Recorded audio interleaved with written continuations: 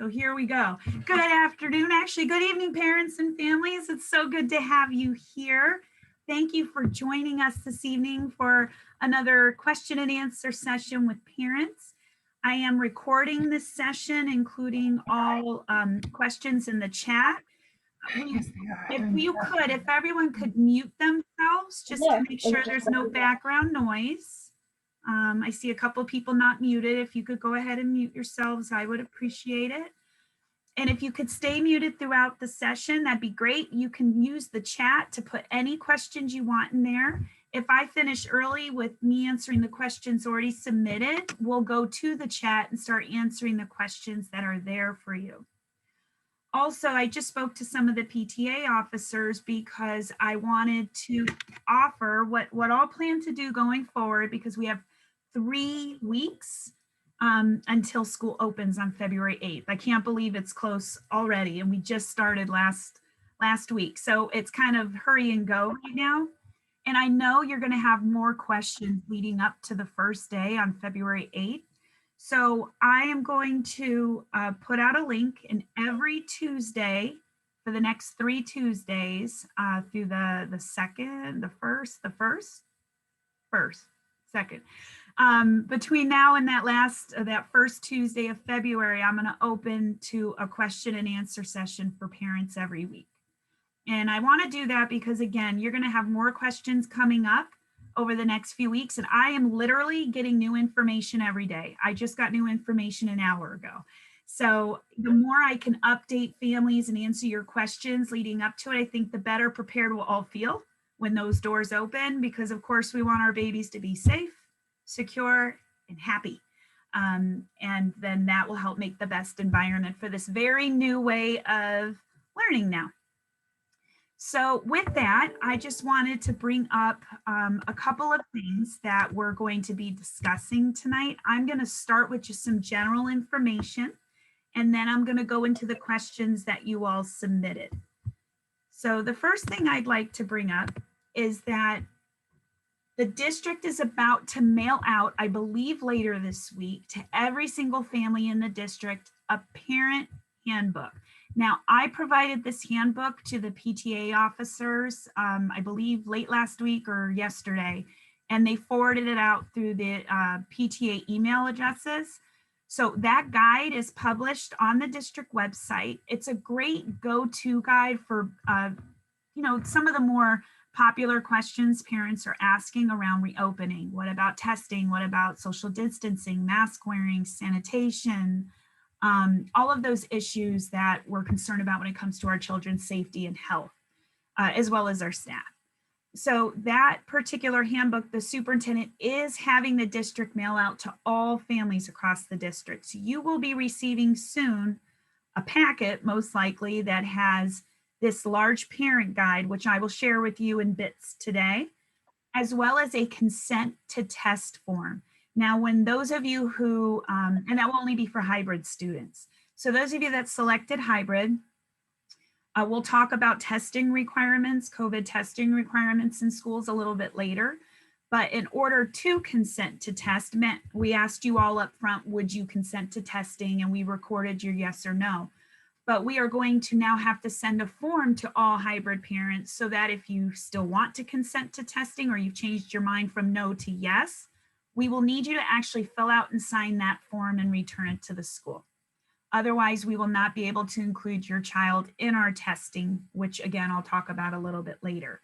So you can expect fairly soon. I can't tell you a specific date because the dates move in this district, all the time due to just circumstances outside everyone's control.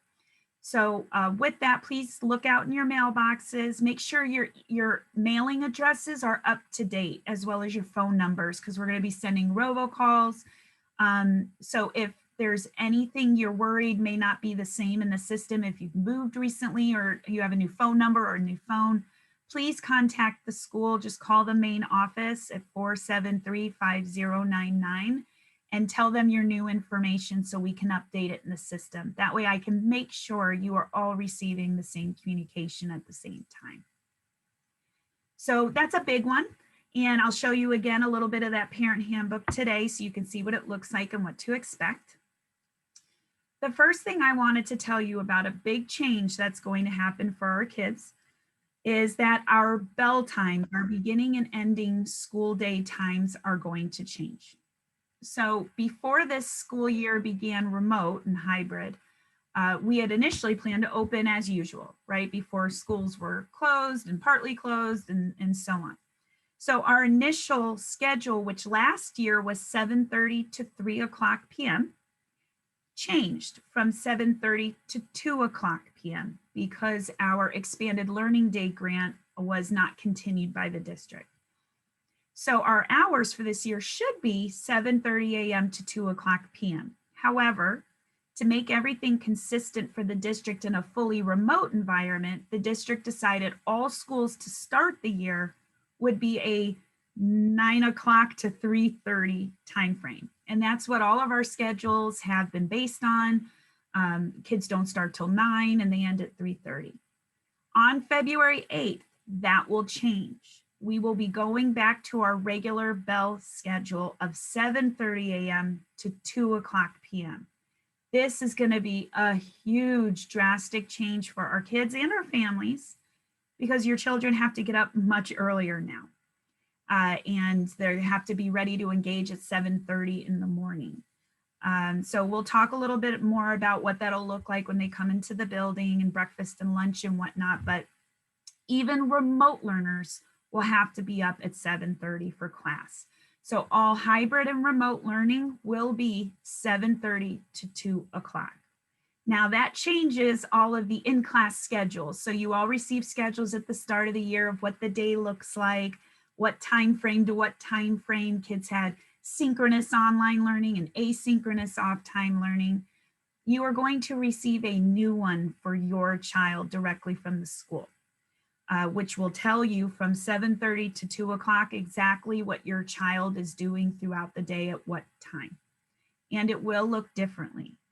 Right now, the remote learning schedule is such that you have 30 minutes online, 30 minutes offline, 30 minutes on, and kind of back and forth with lots of breaks scheduled throughout the day. In order to maximize time of instruction, knowing that now we'll have kids full day on Mondays and Tuesdays for hybrid, we want remote kids to have the exact same experience. And so there's a lot to tell you about that, but basically the schedule will be so that all hybrid students will report to school on Mondays and Tuesdays. As of right now, that is confirmed and ready to go forward. But again, I just plan for every contingency that anything can change at the last minute. But as of right now, we are slated for all hybrid learners to only be in school on Mondays and Tuesdays. On Thursdays and Fridays, all students, hybrid and remote, will be fully remote learning like they are right now, just on a different schedule. So the only time remote learners and hybrid learners are not in the same kind of box together is Monday, Tuesday. However, we are going to be doing something that you'll hear called a couple different things. Concurrent learning or simultaneous learning or live stream learning. There's a lot of little phrases being used. What that basically means is while students that are hybrid are in school, in the classroom, sitting in front of the teacher will be on their computer live streaming to all of the remote learners in their classroom. So all kids will have the same teacher. Our numbers were low enough that we were able to accommodate that kids could have the same teacher because the most kids we have in any class returning is 11. If we were above 12 for any classroom, we wouldn't be able to accommodate all kids staying with the same teacher. So it worked out really well. So those of you that had concerns about making sure your child had the same teacher, that is the case. You will have the same teacher at this time. So with that, we are going to be having remote learners and hybrid learners in every class learning at the exact same time, everything that they're supposed to. So the teacher will be live streaming to all of the students at home with the computer in front of him or her looking at the kids on the Zoom while they're looking at their whole class in person as well. So all of the kids in person and all of the kids at home will be getting the same instruction at the same time. Now this is brand new to all of my staff including myself. And so the district has set up an assortment of workshops that our teachers and staff will be attending every Wednesday up until school starts beginning tomorrow morning, all about how do you teach remote and online, remote and hybrid students simultaneously during the day. And so we're going to learn all about that because we have ideas in our head of course, how it could work. But we're really excited to hear from our content directors, from our instructional technology department of how do you make something like this happen. So we're very invigorated about getting started, and that begins tomorrow for teachers. So that by the time we start school on Monday, February 8th, the teachers know exactly what to do to be able to teach all the remote students in their class at the same time as the students in front of them in hybrid. So that's exciting because you'll remember back in August, the plan was 2 days in person and 3 days fully remote asynchronous without the teacher while they taught more kids Thursday, Friday. We are blessed in that we can service all hybrid students just on Monday, Tuesday. So Monday, Tuesday will be this concurrent or simultaneous or live stream time with both remote learners and hybrid students in the same class learning together. And then Thursday and Friday will be fully remote at home for all students in that class, just like they do now. All 20 whatever students will be home on their computers, working with the teacher that way, following the new schedule. Wednesdays will continue to be fully asynchronous for all students as they are right now, with office hours being provided for students to reach out to the teacher and ask questions or clarification on assignments. So one more time, just real quick, Monday and Tuesday will be hybrid students in school. Those are the only days hybrid students will come to school. At that 2 days, on those 2 days, Monday, Tuesday, the hybrid kids in school sitting in front of the teacher will be learning simultaneously live streaming with the students in their class that are remote. So no kids lose out, all kids get their same teacher and all kids get the same learning at the same time.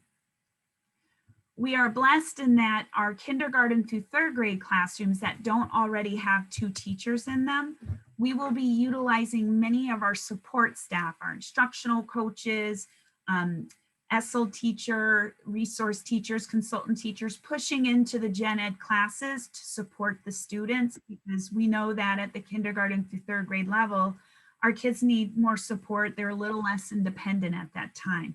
So the district has stated that we are going to have those supports primarily at the kindergarten through third grade levels. 4th, 5th, and 6th grade will not necessarily have a lot of outside support pushing in other than what they already receive. So those services will continue. But honestly, the district believes, and I do too, after everything we've seen and in my observations this year, our 4th, 5th, and 6th grade students are really flying. Even though this is not the ideal setting or situation for learning, our kids have done a wonderful job of engaging and figuring out a way to learn in this manner. So that's a kudos to all the teachers, all of you parents for working with your children while they're at home. I know it's a big job. All of us have our own kids, and so there's a lot that we can understand and appreciate. So that's how the year or the rest of the year will go. So that's our new model. I will go into more detail about that probably next Tuesday. So for those parents that just joined, I just want to let you know that I'm going to hold a 1-hour Q&A session like I am tonight every Tuesday from 6:30 to 7:30 up until the first week of school. So our last session would be February 2nd, Tuesday, February 2nd. So that means 3 more meetings I will meet with parents. So you'll be able to submit any questions you have to the PTA through the PTA email. They'll forward it to me, and then I will look at them on Tuesdays, get the answers prepared, share them as I am now, record the sessions so that they can be provided. And then, and if there's time at the end, we'll do an open Q&A. Otherwise, I will just be taking all the questions in the chat and answering them and making sure you get those answers that week or the following Tuesday. So that's where we are with generalities regarding our back to school time. I do want to bring up a couple of other things. Again, with this parent handbook that was sent out, and again, it will be mailed out. There's so much in there that'll help you answer a lot of questions you have about procedures and such. But we will also be sending out or posting soon our building reopening plan for February. Right now, the reopening plan that the district has on their site is the one we created in August for a very different type of model. This plan that we're refashioning is specifically to a hybrid and fully remote model, which was not an option in August. So that will include specifics regarding arrival and dismissal procedures, walkers, bus riders, car riders. It'll include mass breaks, breakfast and lunch, all of those things, playground or recess access, all of those questions. If there's time today, I will start addressing those today. But again, those might be questions you want to submit every week, new things you want to know about what the day will really look like. So with that, I'm going to go ahead and get into the questions that were asked, and then I will go back and share with you all this extra information that I've learned recently that might help you move forward. So before I begin, I just do want to share this. This is what, and I apologize, it's so big. I don't think I can really make it too much smaller. This is what the back to school guide for RCSD families looks like. Again, the PTA officers did send this out by email to the PTA, and this will be mailed home from the district within the next week or two. This goes through how to prepare for the school day, what you should do at home about doing your own temperature checks and asking yourself certain questions before you send your child to school to determine if they should come to school. So these are some questions that'll help guide you. We are currently in the orange zone, which I'll address in a little bit. What does that mean for our school in regards to testing? They talk about face coverings and masks and what the expectations are, what the riding the bus is going to look like, what social distancing in the classroom and the school will look like. When you arrive at school, what's going to happen the minute they walk into the door with temperature checks and things of that nature. It also talks about hand washing and hand sanitizer use. What happens if a staff member becomes ill at school with COVID-19 symptoms? What meals at the school will look like? What happens if a student or staff member tests positive for COVID-19 and they have recently been at school? Cleaning and disinfecting the school buildings, and the no visitor policy. We are asking that parents do not visit the school at this time because we are, of course, trying to limit all extra people into the school, but we will talk about that more probably in the next few weeks about how we can service you because parents will not be allowed into the main building. There is a possibility as we get closer to the year that we might be able to have parents through appointments come into the main office through the main entrance to drop off forms that they've signed or things like that. So we'll have more information once I get more guidance about that later. So that's a really useful document. I really recommend that everyone take a look at that if you haven't already or when it arrives at your home. So with that, we're going to get started on our questions. The first question, how will remote students join specials? For art and music, will there be a way to pick up supplies so they're having as much of a comparable experience to their in-person peers as possible? So remote students will continue to use their current Zoom link to attend specials during the day. This is because all specials teachers have to travel to the students' classrooms. Students will not be leaving the classrooms to go to the gym, the art room, or the music room. Those teachers will travel to the classroom.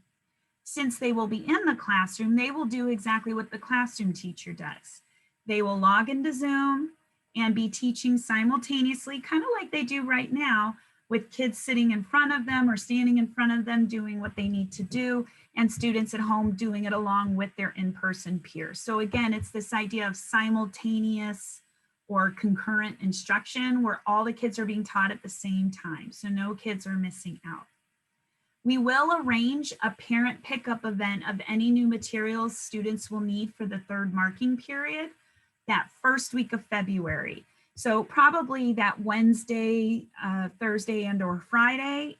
The more information will come out closer to that date, hopefully at least 2 weeks in advance for you.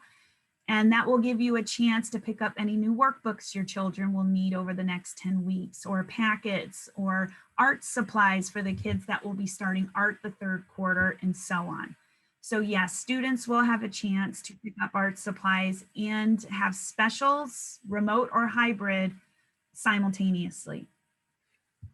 Another question was, and this just came out from the district, which was so interesting that this question was asked. It was perfect. If there is a snow day, will the in-person kids join virtually, or will it be a snow day for both groups, remote and in person? The district has announced that if a snow day is announced, there is no real snow day. All students and staff will not have the day off. Everyone will just work remotely that day. So if a snow day is called on Monday or Tuesday, school continues, but everyone stays home and the teacher just does fully remote learning for their entire class. So gone on our wonderful snow days with the day off. With all the learning that's kind of been missed over the last 2 quarters, I think the superintendent's trying to make sure we maximize time with students and instruction. Now that we can do instruction in the home in a remote environment, it makes sense that we continue to do that even if it's a snow day. So that is what will happen there. Will the walkers be allowed to play on the playground after school wearing masks? Once the day ends, it's up to parents and their children to determine if they can stay and play on the playground. Masks should be worn, of course, because especially now, we just want to be sure our kids are safe at all times. The school day ends at 2 o'clock. 2 o'clock is when the walkers and the walkers will be released. At that time, all of the bus riders should have been picked up. And so there's less chance of kids, convening together in large groups. So with that, really that's a parent decision. But at the end of the school day after 2 o'clock, it would be just like it is now. I come outside of the school to the parking lot at 3:30, 4:30, and there are kids on the playground. It's a public park when we're not in school. So another one was, one of my big questions is how the school is imagining the psychological impact of having had almost 12 months of no school and reintegrating into a normal school day. I am hoping there is a school-wide plan to help students make this adjustment and also work through what is possibly a very traumatic last several months. Agreed. We are all very concerned about making sure the students who are returning to school and the students that are now fully remote, that are going to see, that their friends are in school, how is that going to impact our children? So the district is providing over these next few weeks, as I mentioned earlier, about professional development for staff. It will also be focusing on social emotional learning. What are some supports and strategies to help students transition back into the school environment, and for remote kids to be able to now navigate with this new type of setting on their end? So our master schedule will include 30 minutes of social emotional learning each morning, direct instruction. That would be our second step curriculum that our teachers have been using all year so far. And we purchased that in partnership with the Whole Child Health Network and Greater Rochester Health Foundation, who are our partners.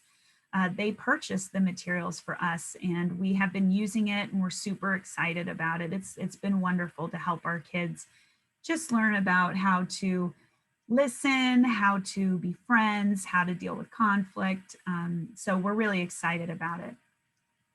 We also have a wonderful school-based social emotional team that meets weekly and works with staff to determine any students that teachers feel may need some extra supports around this transition back to school, but just anything. If they notice anything about a child feeling nervous or anxious or scared or sad, we immediately go into next steps about our support staff members from the social emotional team finding time to engage with that student remotely or socially distanced in the hybrid learning environment to provide any support that that child needs, and connect with the families about what they're seeing so that you're fully involved, so we can make sure we're doing what's best for the kids.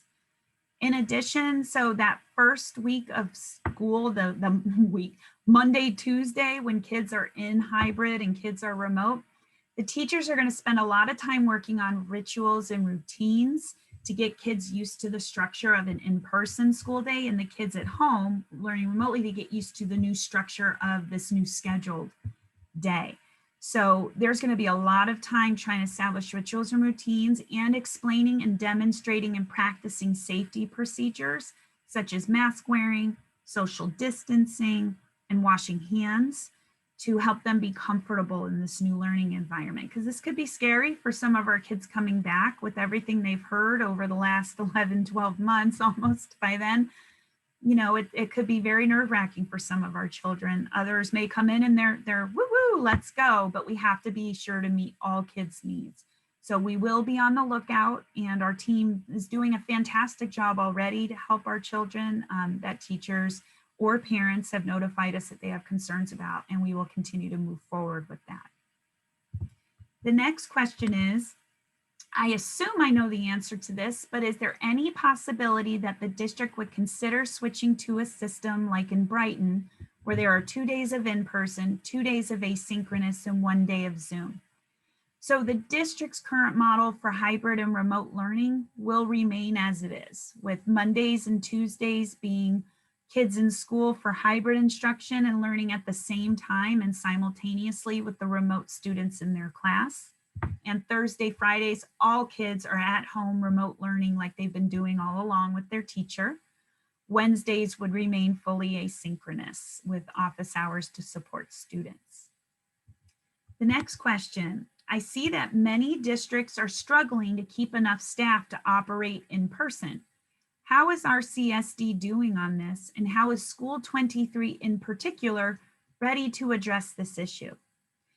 So we are fortunate in that we do have staff in the building that can help us cover for teachers who are absent. You know, there could be a whole bunch of reasons why teachers are absent. They do have personal illness days, family illness days, as well as personal days. So we should have enough staff, you know, if it's 1 or 2 at most a day, to cover those classrooms.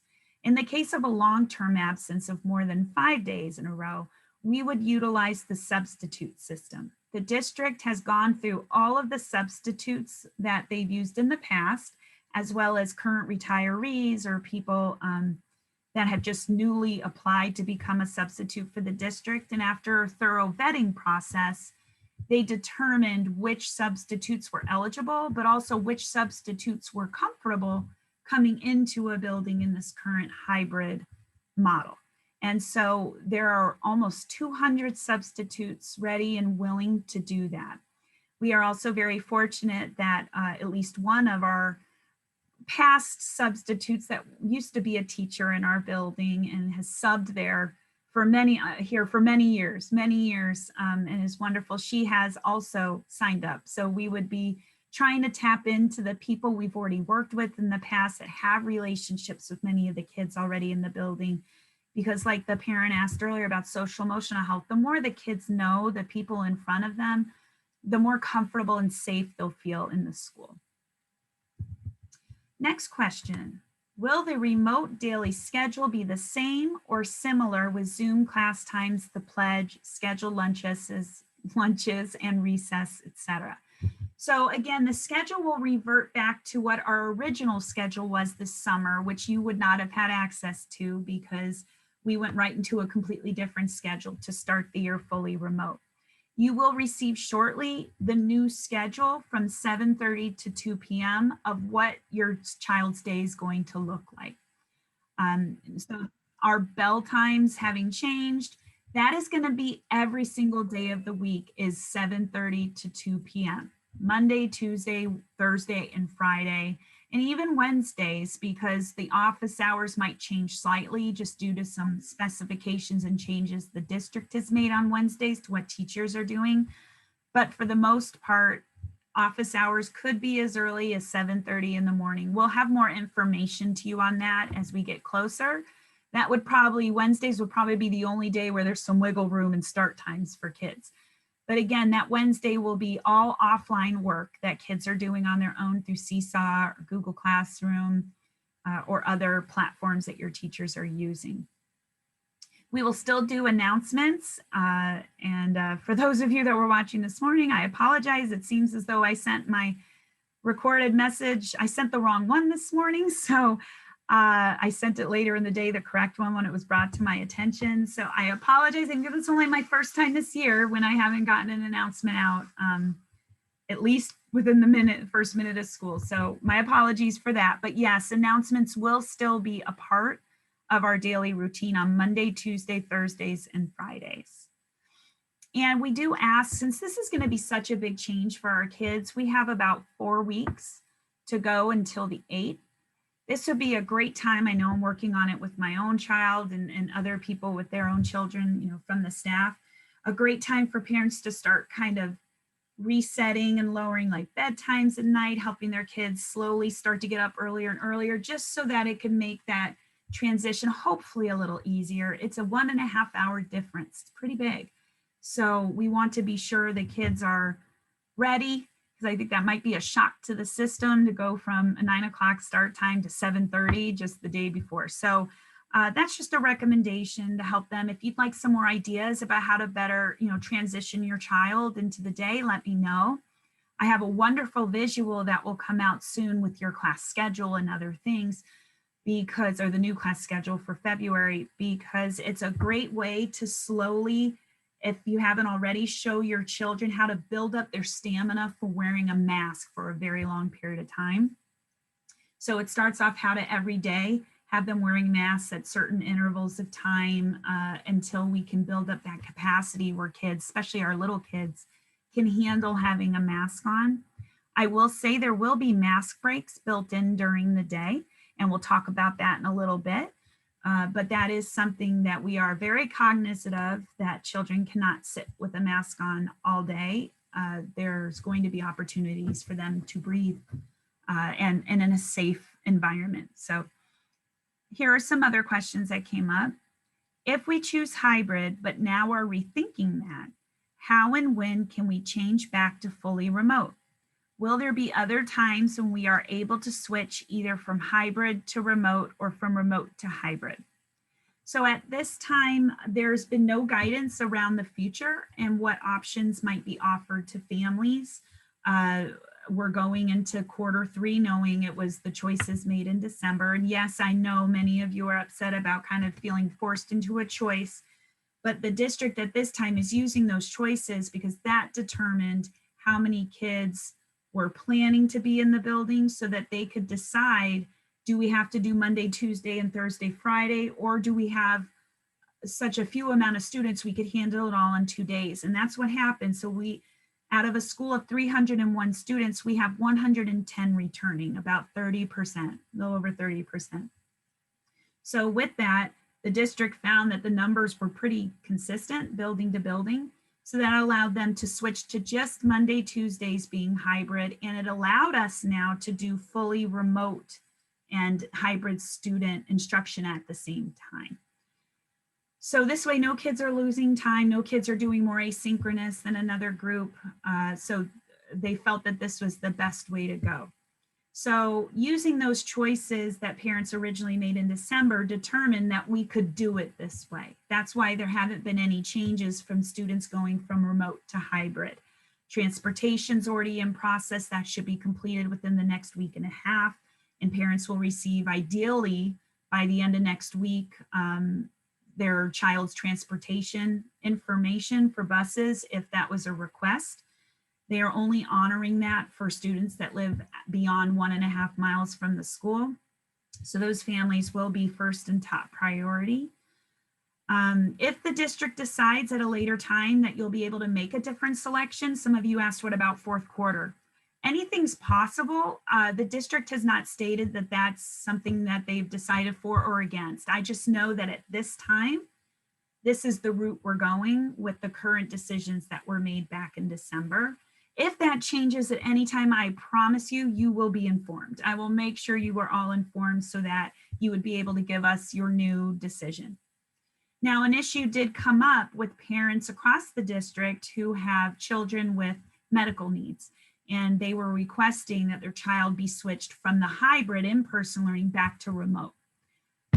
So if that's the case, if you have a child who has a health concern that you're concerned about, you just need to contact the school and we can work with you from there and see what we can do for you.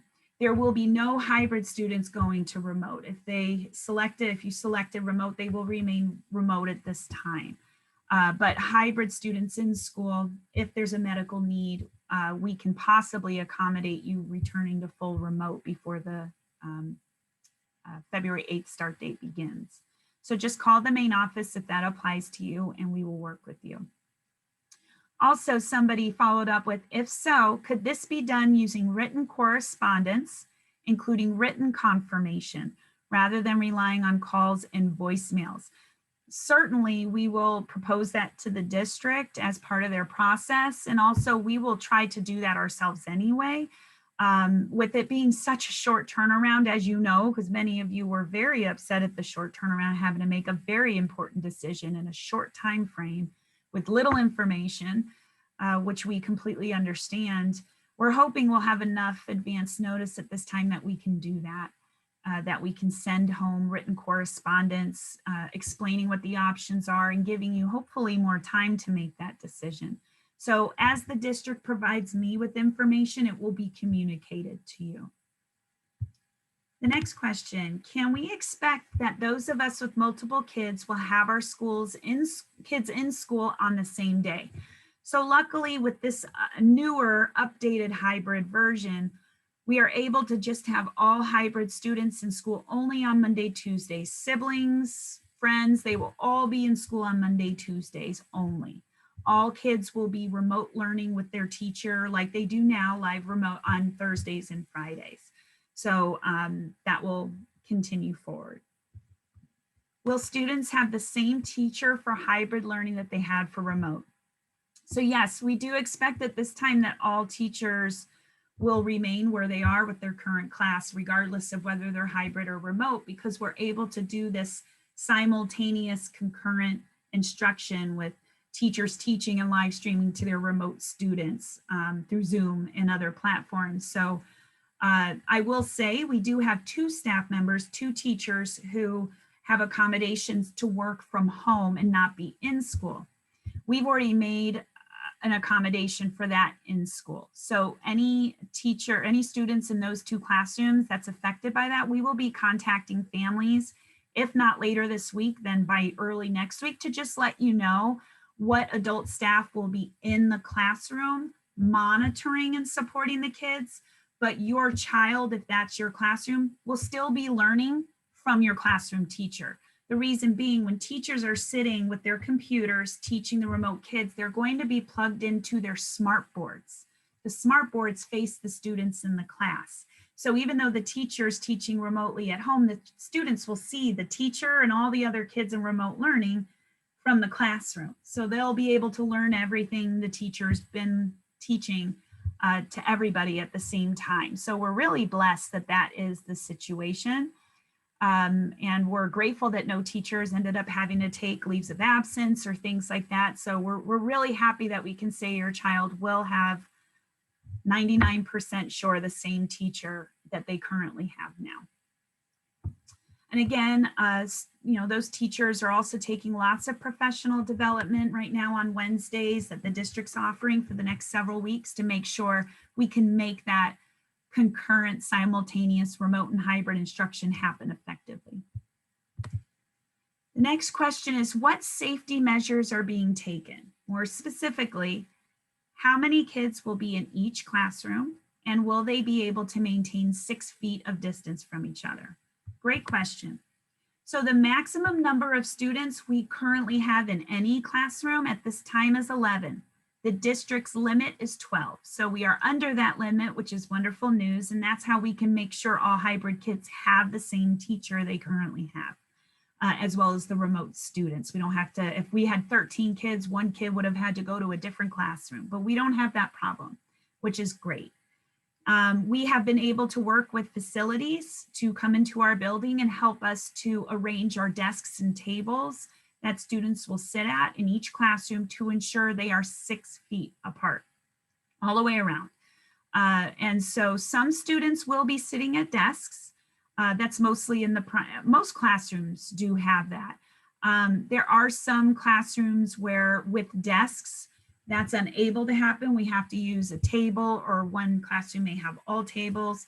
And what they do is, if it's a 5 or 6 foot long rectangular table, a student sits at each end facing each other with their mask on, and a large clear plexiglass kind of trifold is set up in between the students as a barrier. They'll still be 6 feet apart, so we're still maintaining the social distancing, but there's an added barrier of this clear plastic plexiglass so they can still see through the glass. They're not kind of in this little area all by themselves. They can still see the whole class through the clear plexiglass and still maintain that 6 feet of distance with masks on. So we're very blessed that they came in and worked with us, and all of our classrooms are set up and ready to go.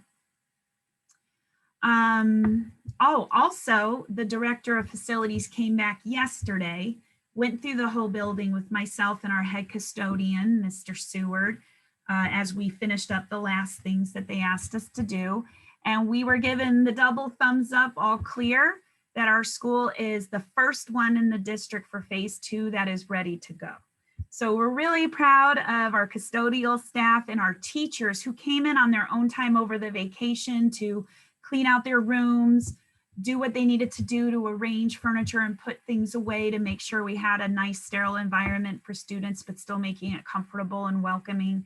So I really kudos to everyone on the staff for their hard work, because that's very exciting. It was just announced to all principals today that 23 is the first school ready to go in phase 2 for that. And so we're very proud, and we hope you will be too. What is the school district's policy for teachers, staff, and students that test positive? Who will be required to quarantine? And what is that student and staff testing policy? Will students and staff be required to test negative before coming to school? So in that parent handbook that I shared at the beginning, there is a lot of information directly in there. But there is one piece of information in the handbook that has changed, and that has to do with we are currently considered a school in the orange zone. And in the document, it says that a certain percentage of students must be tested, which I think was 30% in the document. Students and staff would need to be tested every 2 weeks. That has changed due to the new Monroe County Department of Health and CDC guidelines. We now have to test 10% of our students and staff every 2 weeks. So every 2 weeks, students and staff will be selected randomly to receive a COVID test if the student returned a consent to test form. If a student did not return a signed consent to test form, they will not be included in any testing. For the students that did, they will be included in the pool for testing.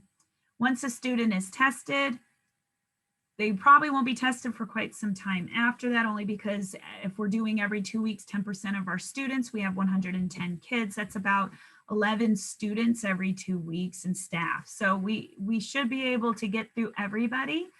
The school nurse and the nursing staff on site will conduct the tests. So when staff and students are selected, they will be called into the nurse's office one at a time, receive their test, which is, I went through the test myself. There was an opportunity in December for staff members in the RSCSD to experience a rapid test. Maybe many of you have also had to do that, but I went ahead and did that because I wanted to be able to express and explain what that feels like. They're basically taking a long cotton swab that's just got a Q-tip at the end, but it's a long stick. And for me, they had the adults go ahead and do it themselves, but with kids, they would do this. It's not the kind where they put the cotton swab way, way, way, way deep to like touching the brain kind of feeling for students. It's a shallow 5 swirl in each nostril with that. Then they test that, and usually we get the results quickly. So we are excited that it will be quick. Having experienced myself, it's not painful, at least for me. I can't say that for everyone, but we're hoping that it won't be as traumatic as some of you might think it would be. We hope students will be able to handle that, and we'll make sure that the nurses are very soothing and calm with the children. So again, now that you kind of know what that test looks like, the hybrid kids only will receive a consent to test form. If you would like your child to receive testing in a random fashion, please return that form signed, and your child will be included in the pool of students to choose from to have tested along with staff that's been chosen randomly. So this is something to know though. If we as a school are unable to meet the 10% testing requirement, that means enough students, parents have opted them out of testing, and we don't have enough to meet 11 kids per week, 10%, which I can't imagine would happen, but it is a possibility. If that happened, the school would be forced to close. So it's a percentage of the whole population. If we have 110 kids and we have, 11 kids would be 10%, but most of our students don't sign a consent to test form, and the number grows smaller and smaller for who we can test from every 2 weeks, then that's where that might become an issue. So that's out there, just so you know, but we had a huge amount of parents select yes for consent to testing in December. So while there may be some variations now that the form will be coming out, we do think we will have enough staff and students to meet that number. If 9 total staff and students over the whole period, any period of time, if we have 9 total staff and students test positive over the course of any period of time, again, 2 weeks, a month, whatever that is, the school will close. However, the district pointed out today that over 600 and something kids have been tested in our phase 1 schools and staff members, and only 6 have come up positive, with 2 being something that happened positive outside of the school. So that's really only 4 in person. So that is looking at the numbers, that fares very well, in that it would be very unlikely we would need to close, because it seems as though it's trending. We're getting to 9 total staff and students who've tested positive for COVID in our building. Hopefully will remain very small. However, if we end up with 9 students and staff testing positive, not in the same day, but over any period of time, the school would then close. If a staff member or student is selected for testing, but would rather have the test done elsewhere, at a doctor's office, at a different testing site, that's fine. But they have to provide the school with the results of that test within 7 days. So if you find out your child selected to test the next day, Tuesday, and you call the school and say, nope, I want to take them to their doctor, totally fine. That means by the next Tuesday, you need to have provided us with the results of the test from the doctor, so that we can count that as part of the random testing. So that's fine if you choose to go somewhere else for the test. As of February 8th, if a staff member or a student tests positive for COVID-19, all school staff and parents will receive a letter to inform them that a positive case was reported.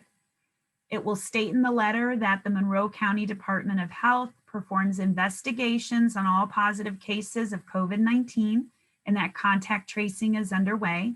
A representative from Monroe County will contact you if it's determined that you or your child were exposed. Per federal privacy laws, the district cannot disclose any further details or personal identifiable information about COVID-19 cases. The staff member or student will then quarantine until the Monroe County Health Department releases them from quarantine. Students and staff will not be required to report before February 8th. Just so you know, that means nobody has to test prior to coming to school. No staff or students must test and come out negative before they come to school.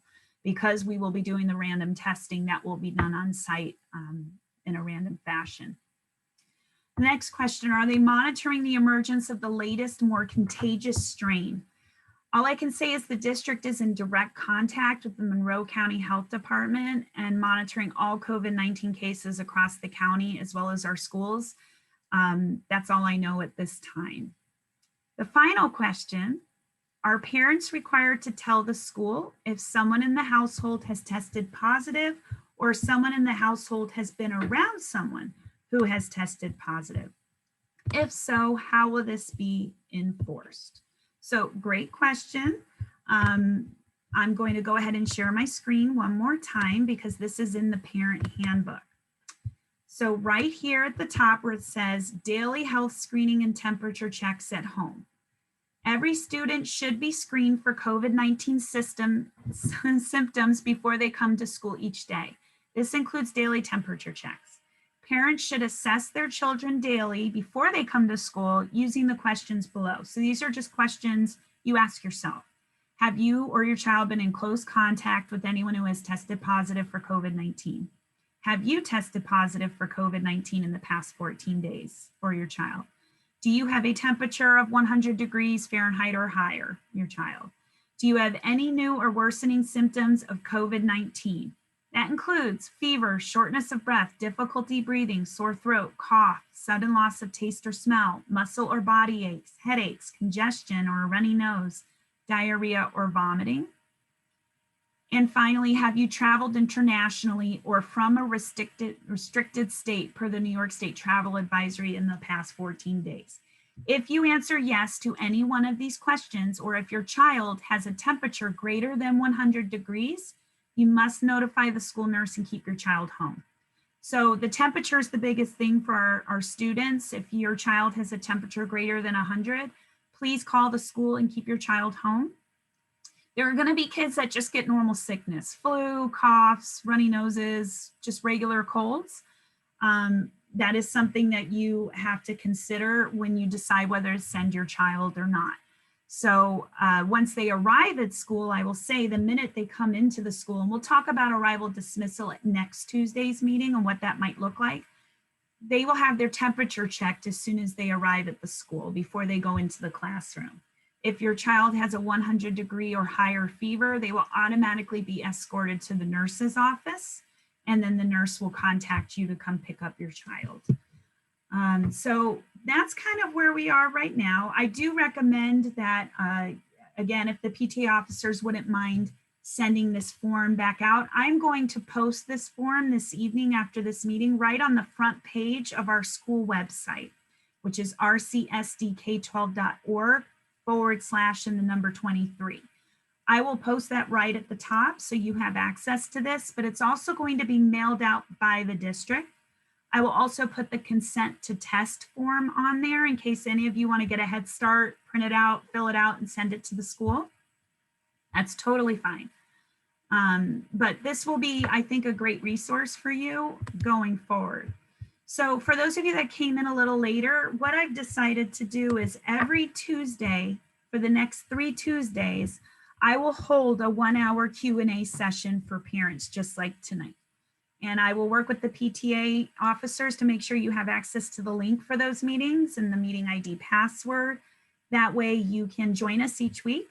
If you have questions, I would appreciate it if you think of them before the meeting starts to send them through email to your PTA officers or directly to the school, because it gives me time to create the answers and find all the information I can to make sure I'm giving you the most current, correct information. So that's just helpful because, as you can see, I was able to give you a lot of information tonight because I had the questions in advance to make sure I had that for you. So please consider doing that. Thank you, Ms. Bonomo.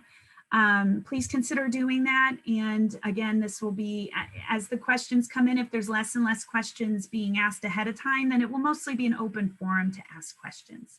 And I will do the very best I can to answer them. Please know, as you know, everything in the district, such a large district, parts are moving every minute of every day.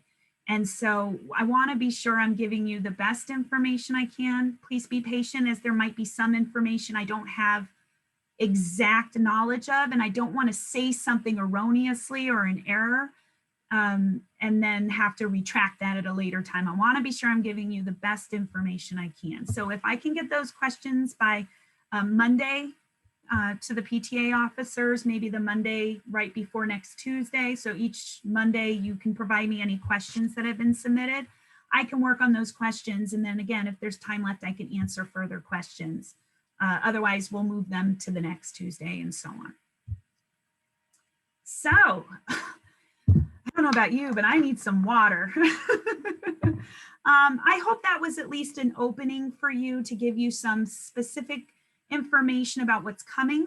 I assure you more information is going to be mailed home to you very soon from the district, but also from our school, because our school is a little different. The district gives us the overall plan, but every school has their own way of doing things. How do you arrive? How do you dismiss? What do mask breaks look like? Can we use the playground? What about technology? All of those things will be kind of the focus for me next Tuesday. So I hope you'll attend, because I think that will give you some more information as well beyond these initial questions you have. So with that, I know we have 3 minutes left. I'm just kind of scanning through some of the questions here. I think I've already answered the Monday, Tuesday hybrid days. Teachers getting vaccinated. I'm so glad you asked or said that. So yes, the district sent an email out. Was it just yesterday, Ms. Panomo and other teachers? I believe so. All teachers, administrators, any staff that works in education was received a notification to apply to have the vaccine. So I know myself personally, I applied yesterday. I'm hoping to get my own appointment soon, but teachers, paraprofessionals, support staff, custodians, everyone in the district has received notification that they can now receive the vaccine if they so choose. So yes, that is out there now. If a substitute is needed, how feasible is it for parents to make a choice to keep the student at home rather than coming into school that day? I will be honest, most times we don't know a teacher's going to be absent until that morning of the school day. So it's very difficult to inform parents early. Unless the teacher took it upon themselves to notify their families, they would not be in school that day. Again, for the most part, we're trying to use our in-school staff to support those classrooms. So that's something to think about, but there's not a high likelihood the morning of that we would be able to contact families in time. So if you do know ahead of time, or the teachers notified you ahead of time, then if they know they're going to be absent the next day, they can let their parents know. If they choose, they don't have to, then you could choose to keep your child home and learn remotely. Is UPK going to have the same hours? Yes, they are. No, they're normal hours. Miss Kenyon, are you on by any chance? I'm not sure if she is, but pre-K has their original hours. I'm going to double check on those, because I think the hours for pre-K are 8 o'clock or 8:15 to 2:15, 8 o'clock to 2. It's something around that. It starts after the little babies, but we have no pre-K students doing hybrid in person. All parents chose remote. So the entire pre-K will just continue with remote learning with the new start and end time. And again, Ms. Kenyon will communicate to all her pre-K families what that schedule will look like. So that's coming. How are online kids going to be participating on these hybrid days? Yep. So again, when the teacher's teaching the in-person kids in front of him or her, at the same time, they have their laptop in front of them like they do at home, and they're teaching the kids online. So all the kids in the classroom are facing the teacher and looking at the smartboard where the Zoom session is being projected. So the kids in the class get to see their remote student counterparts, so that makes them feel like they're part of that. And the teacher is teaching using the laptop the same smartboard tools she or he would use with the kids online, and it's displaying on the smartboard behind them to all the kids in the class. So everyone will be able to work simultaneously. It's pretty neat, it's different. So I think we'll be able to do it, but yes, of course it will be different. So we just ask for your patience as we work through. I'm sure there will be lots of kinks in the beginning, but just like with this remote learning, we figured it out, right? So I'm sure we'll be there too. Finally, what if there are, will the kids still wear uniforms? So we recommend that kids wear uniforms if they have them. I will not be enforcing that this year with the current environment we're in. Parents didn't have time to really secure uniforms over the summer. We also can't have all the normal uniform donations we usually get with things coming into the building.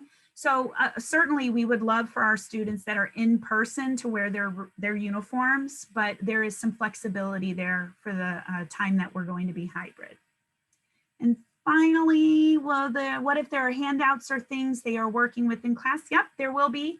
So while some students are doing things online, and we'll talk about technology next Tuesday, because I know we're 1 minute over. I want to honor your time. We'll talk about what technology will and will not look like for hybrid learners. The district, I'll just tell you flat out, does not want kids transporting their Chromebooks to and from school and home. There's a chance they could get damaged. There's a chance they could get lost, left at school or left at home. We want to be sure that on Wednesdays, Thursday, Friday, all students have their Chromebooks at home. So again, Monday, Tuesday, no kids are bringing their devices to school that are hybrid. No kids. They will leave their computers at home. And when they're in school, they're getting face-to-face instruction instead with the teacher. So Wednesday, Thursday, Friday, those hybrid kids would be using their Chromebooks at home. So that's how that'll look. And I can go into more detail next week. That's a good question. And that answered the next question. So that is it for the evening. I thank you all for coming. I really appreciate you taking the time out of your busy week. We will send out a link for next Tuesday, 6:30 to 7:30 again. So we can feel free to answer, send more questions. We'll try to answer them on the spot if there's not a lot beforehand. I want to be as transparent as possible with each of you because this is new. This is a little scary. It's also a little exciting. It's a little of everything. And we want to be sure each one of you and your children feel good as can be walking into school on February 8th. So I believe communication is everything. That's what's going to help you feel in the know so that you can be making the right decisions for your children. So thank you for attending. I really appreciate you, and I hope you all have a wonderful evening.